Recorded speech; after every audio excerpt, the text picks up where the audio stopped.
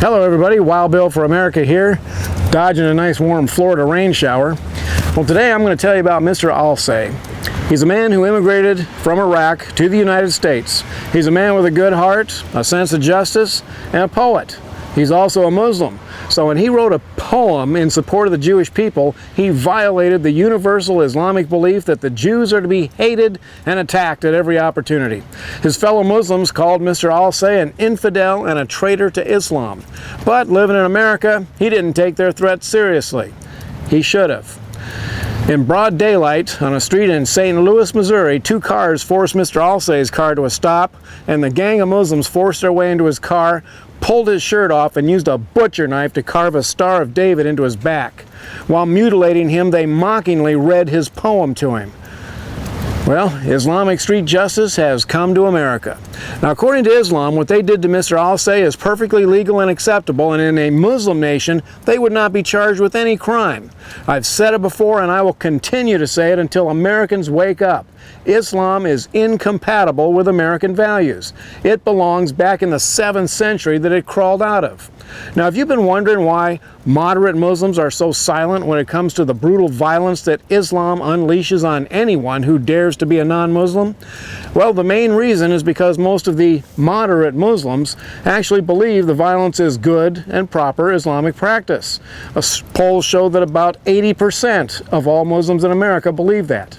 Now, the Muslims that believe that it is wrong to brutalize people don't dare speak out because they become targets, even right here in the land of the free, home of the brave. Now, Islam does not coexist with any other culture or religion. It is the duty of every Muslim to wage war wherever they are until every person submits to Islam. Imam Chowdhury in London can be seen on the internet arrogantly declaring that the Queen of England can either become Muslim or she can leave England. And that is exactly the plan they have for our nation as well. Now, let me put this into language that even a liberal can understand. Islam is based on hatred and intolerance, and we have overwhelming evidence to prove it. So where is the liberal outrage? The left in America is shamefully silent, especially the media, who should be exposing this outrageous sham of a religion. It appears to me that the liberal left would rather ally themselves with the murderous, wife-beating, Jew-hating barbarians of Islam rather than ally themselves with Americans who believe in God and country.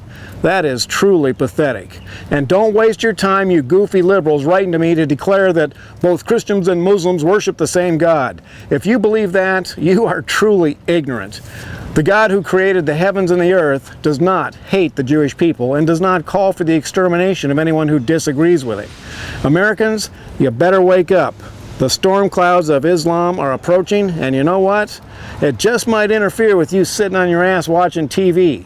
I suggest that you stand up, turn off the TV, and start acting like Americans. This is Wild Bill for America. Thank you for watching, and God bless America again.